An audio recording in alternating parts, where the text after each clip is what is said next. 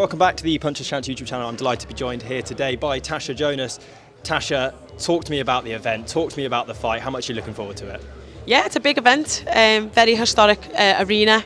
I didn't realise how big it was going to be until I seen the reactions on social media and, the fans and what they've said about, who's been there before me. You've had Ali, you've had Cooper, you've had Lewis, Bruno, and now you've got me and Lauren headlining for the first time ever for females. So, yeah, it's historic. Yes, it's going to be the first, and I'm excited.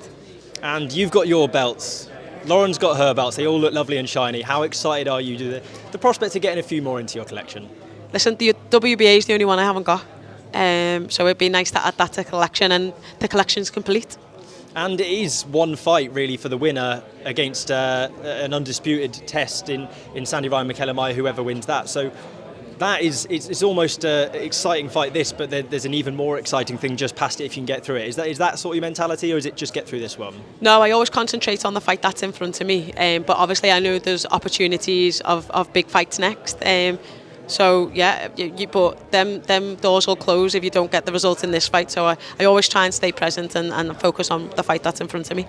And it's a historic card in the way of, in the Royal Albert Hall, all the fighters on the undercard, a lot of brilliant female fighters on there. Which one or couple sort of come to mind for you as the real talent ones to look out for?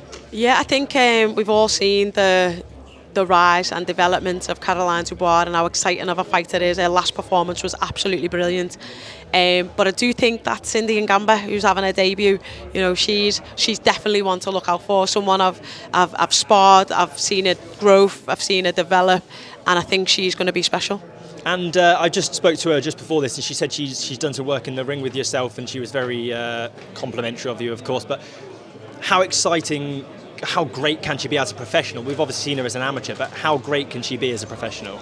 It is always a thing when people turn over, big expectations. You're an Olympic medalist, and we've seen Olympic medalists go on and do great things, but we've also seen Olympic medalists who just don't cut the same thing as a pro. So it'll be interesting to see how she develops, but I do believe that she's got an exciting style and a fan-friendly style as well that people will like. And back onto yourself, there's been a lot of talk, or a little bit of talk about obviously the retirements you've mentioned in the past and stuff, and how much of it is just you still have a hunger for the sport, you still want to go out, and until that sort of fire dies, you're going to be fighting? Yeah, no, listen, I don't believe I've shown the best version of me yet in the ring. So yeah, well, I can still, if I'm still reaching the ceiling and the ceiling's not high enough, I've got to keep pushing it until either I get defeated or until I'm satisfied, and neither of them have come yet. So nights like this prove why I still should be in the sport. I'm motivated, I'm hungry, and I want to upset the apple cart. And in terms of the fighter stood opposite you, you've been in the ring with a lot of great fighters, widely recognised fighters, the likes of Katie Taylor and the lot. And how much can Lauren do that will be surprising to you? Or do you feel like you've seen a lot and it's really, you're in the best place to get the victory on the night? Yeah, I mean, she talks about youthfulness and being too quick, and I did pose a question to her as does she believe that she's faster than Katie Taylor? Because remember, I've boxed as low as super featherweight, and the girls are a lot quicker there. So Lauren has got fast hands, but she's got fast hands for a 75 or 70 kilo fighter. But I've been in with people who've got faster hands, so it's not something that I haven't fought before. Yeah, that's an asset that she's hoping to use, but I just think being accurate and having good timing will overcome that, and I do think that they're two things that I'm very strong with. And your last fight in Liverpool, that would obviously be a great moment, but are you wanting to maybe finish in the future with a fight in Liverpool, or maybe do you hope that this fight could have been in your hometown, or is it really just about taking the best opportunities when they come? No, it's definitely about taking the best opportunities when they come. I'm not scared to go to anyone's backyard. As an amateur athlete, I've travelled all around the world. The only two events we've had it was the Olympics, which was one of them. But yeah, we're not scared to travel. I'm not scared to be on the road, and you've just got to take the opportunities when they come.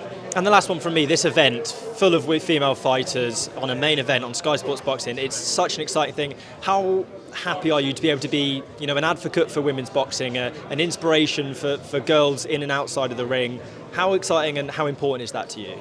So the big thing about the Olympics in 2012 was that we was finally visible. We always knew how good it was at the elite level. We just needed the world to see it. From that, we had a growth and development spurt. 60+% of female young girls carded, ready to fight. And I think occasions like this see that there is a growth in the sport. There is a development. If you don't want to be amateur, you can go pro.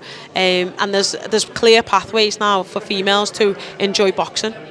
And with that, is it difficult? Obviously, we've got an all-female card, and that's the talking point. It's an all-female card, but actually, it's a boxing card at the end of the day. It doesn't matter if it's female, male. Is there still that sort of distinction from the fan base of this is female boxing, this is boxing? Is that something you want to sort of bring an end to?